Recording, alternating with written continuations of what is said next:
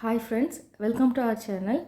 இந்த அடிக்கிற வெயிலுக்கு நம்ம உடம்ப நல்லா கூலாக வச்சுக்கிறதுக்காக ஒரு கூல் தான் நம்ம இன்னைக்கு செய்ய போகிறோம். கம்பங்கூல் எப்படி செய்யலாங்கிறத பார்க்கலாம். நீங்கள் கம்பு மாவு இருந்தால் எடுத்துக்கலாம். இல்லைனா இந்த கம்பை வந்து ஒரு கப் அளவுக்கு நான் ஒரு அரை மணி நேரம் ஊற வச்சு அப்புறம் வடிகட்டி மிக்சியில் பொடிச்சு வச்சுருக்கிறேன். இல்லைனா நம்ம மாவை வந்து டைரெக்டாக தண்ணியில் கரைச்சி அதுக்கப்புறம் வேக வச்சுக்கிடலாம்.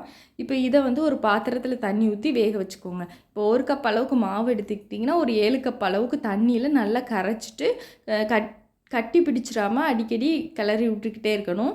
அப்போ தான் நமக்கு வந்து கீழே அடி பிடிக்காமல் நல்லா வெந்து வரும். நல்லா வேகணும். அந்த அளவுக்கு வந்து நம்ம வேக வச்சுக்கிறோம். நம்ம சாதம்லாம் வேக வைப்போம்ல அதே மாதிரி தான் இதுவும். ஆனால் அடிக்கடி மட்டும் கிளறி விட்டுக்கோங்க. இப்போ நல்லா சூப்பராக வந்துட்டு உங்களுக்கு 1-2மா பொடிக்காமல் ஃபுல்லாக மாவாக வேணும்னா கூட மிக்சியில் அதை மாதிரி அரைச்சி வேக வச்சுக்கிடலாம். இது நல்லா ஆறுனதுக்கப்புறம் கொஞ்சமாக தண்ணி ஊற்றி வச்சு நம்ம மறுநாள் யூஸ் பண்ணிக்கலாம்.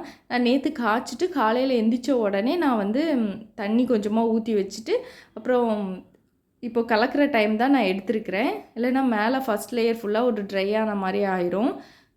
இப்போ வந்து நல்லா திக்காக இருக்குது. இதை வந்து மிக்ஸ் பண்ணி விட்டுக்கிடலாம். இப்போ நம்ம செஞ்சுருக்க குவான்டிட்டி ஃபுல்லாகவே இப்போ உடனே நம்ம யூஸ் பண்ணுறோம் அப்படின்னா இது கூட தயிர் வெங்காயம்லாம் போட்டு கரைச்சிக்கிடலாம். இல்லை ஈவினிங் அல்லது நாளைக்கு வேணும் அப்படின்னா அந்த வெங்காயம் தயிர் சேர்க்கிறதுக்கு முன்னாடியே தனியாக ஒரு பாத்திரத்தில் எடுத்து ஃப்ரிட்ஜில் ஸ்டோர் பண்ணி வச்சுக்கோங்க. அதுக்கப்புறம் யூஸ் பண்ணிக்கலாம், இல்லைன்னா கெட்டுரும். இப்போ நல்லா கெட்டியான தயிர் வந்து ஒரு 5 டேபிள் ஸ்பூன் அளவுக்கு சேர்த்துக்கிறேன்.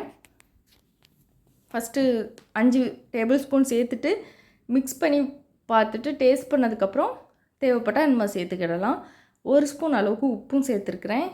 இது எல்லாத்தையும் நம்ம கட்டி இல்லாமல் நல்லா திக்காக நம்ம கரைச்சிக்கிடலாம். இது மிக்ஸ் பண்ணிவிட்டு அப்புறம் நம்ம தண்ணி ஊற்றிக்கிடலாம்.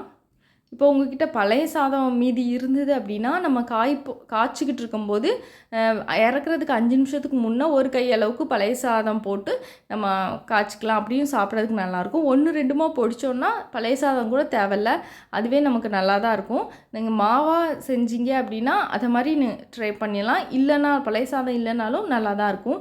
இப்போ தேவையான அளவு தண்ணி எல்லாத்தையும் மிக்ஸ் பண்ணிட்டேன்.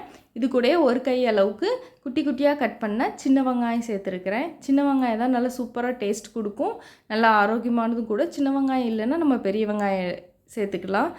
அவ்வளோதான், கூல் ரெடி ஆகிட்டு. இதுக்கு உப்பு எல்லாம் கரெக்டாக இருக்கான்னு செக் பண்ணி பார்த்துக்கோங்க. என்ன தான் நம்ம கூல் செஞ்சாலும் இதை கூல் குடிக்கிறதுக்கு வந்து சைடிஷ் நல்லா இருந்தால் தான் நமக்கு வந்து நிறைய குடிக்க முடியும். அதனால் சைடிஷ் வந்து நல்லா காரமாக புளிப்பாக அதை மாதிரி இருக்கிற மாதிரி இருந்தால் நல்லா சூட் ஆகும். இப்போ சூப்பராக ரெடி ஆகிட்டு தொட்டுக்கிறதுக்கு சின்ன வெங்காயம், குட்டி குட்டியாக கட் பண்ண மாங்காய், அப்புறம் வத்தல் வச்சுருக்கிறேன், மோர் வத்தலும் வச்சுருக்கிறேன். அப்புறம் மாங்காயில் உப்பும் மிளகாய்த்தூள் போட்ட மாங்காய் ரெடியாக இருக்குது. இது கூட ஊறுகாய் நம்ம வச்சுக்கலாம், கருவாட்டு தொக்கு எதுனாலும் வச்சுக்கலாம். சூப்பராக இருக்கும். நீங்களும் உங்கள் வீட்டில் ட்ரை பண்ணி பாருங்கள். தேங்க்ஸ் ஃபார் வாட்சிங்.